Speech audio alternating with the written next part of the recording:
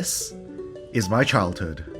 Games like Fireboy and Watergirl, the entire Papa Louie franchise, random stuff like the Impossible Quiz. All those built my childhood and made me turn out the way I am now, for better or worse. Where some of you younglings won't understand, but seeing these names again just causes a certain sense of nostalgia to surface. But don't you wonder, where are the developers of these games now? Which of these projects have been dropped? Which ones have continued? And how have they evolved? This is the question I'll be looking at, so let's see what I found.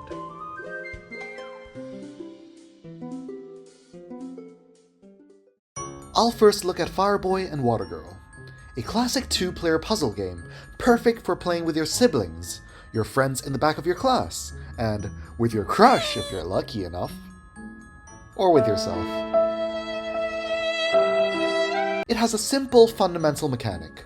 Watergirl cannot touch lava, Fireboy cannot touch water, and neither of them can touch this green, suspicious liquid. They both then have to reach their respective doors while completing this platformer-like puzzle. This is the perfect balance between simplicity and challenge, which can maintain the player's engagement and have them keep on playing.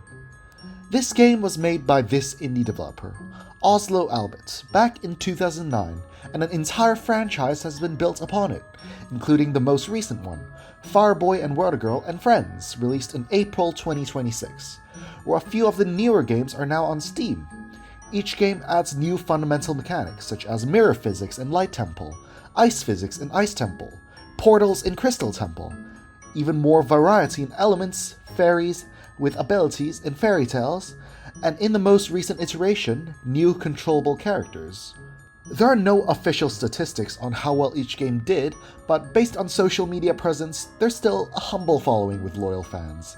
And honestly, after trying it myself, the gameplay is still fun. It's still as it was before. It remains a nice game to have fun with friends, whether it be to get a bit of nostalgia or just pass time in a silly way.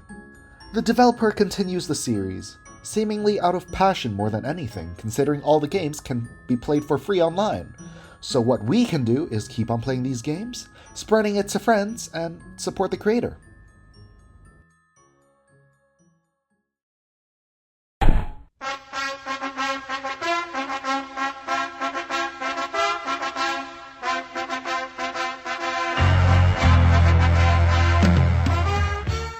Do you guys remember watching iconic videos like this?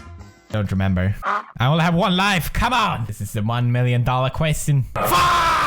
Well, this is the Impossible Quiz, created by DeviantArt user and YouTube animator Slap Me Do in 2007, where it was initially released on Newgrounds. It is a quiz where you have to think outside the box for some occasionally ridiculous and sometimes ingenious questions. Even replaying this game now, I can see why it became so popular. There are moments of frustration, moments where the answer just clicks, moments where it suddenly makes sense, and moments designed to get fun reactions like this.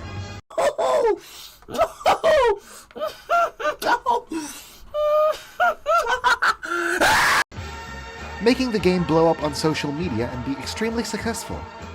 Fun fact, did you know the developer has over 400,000 subscribers on YouTube and is also in charge of making animations like Organ Story and Badly Drawn Dog?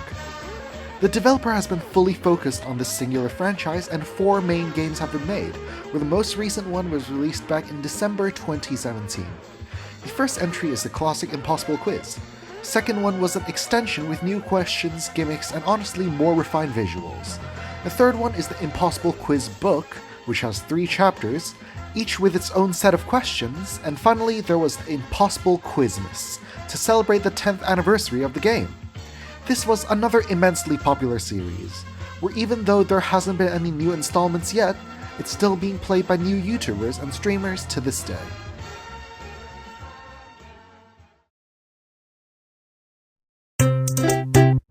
Finally, Papa's Pizzeria, a game where you make pizzas.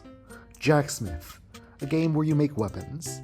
Cactus McCoy, a game where you are a living cowboy cactus thing. All these are more childhood games, but did you know they were all made by the same company? These are games made by Fireboy Studios, a company founded by Matt Neff and Tony Solari. The first game in this legacy they made was Papa's Pizzeria, an OG Flash game, where it was a near instant hit and led to multiple similar games to be made, such as Papa's Burgeria, Papa's Wingeria, Papa's Sushiria, and other games I mentioned above. The company kept this tried and trusted formula, but made small twists here and there into a successful franchise. And is it just me, or does the food actually look kind of good?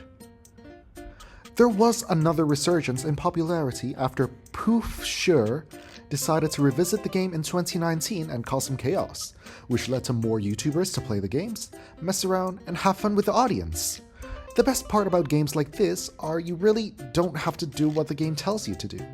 You can cut Big Polly's pizza into 1 million slices, you can give people charcoal, you can cause mass food poisoning by serving 100 stacks of beef tartare on burgers.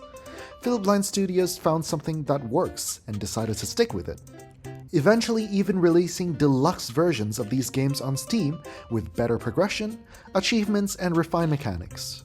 Overall, by a business standard, this is definitely the most successful of the games I talked about, where from a single game, an entire legacy is born.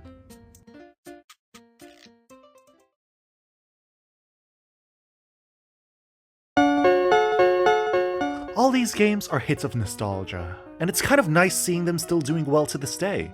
And 10 years from now, we'll look at games we are currently playing with the same sense of joy.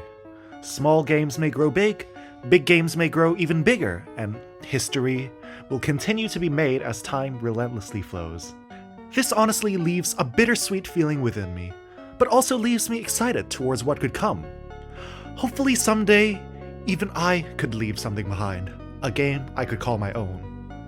Now that I am reminded of mortality and on the verge of an existential crisis, please like and comment if you enjoyed this video and want to see more similar content in the future.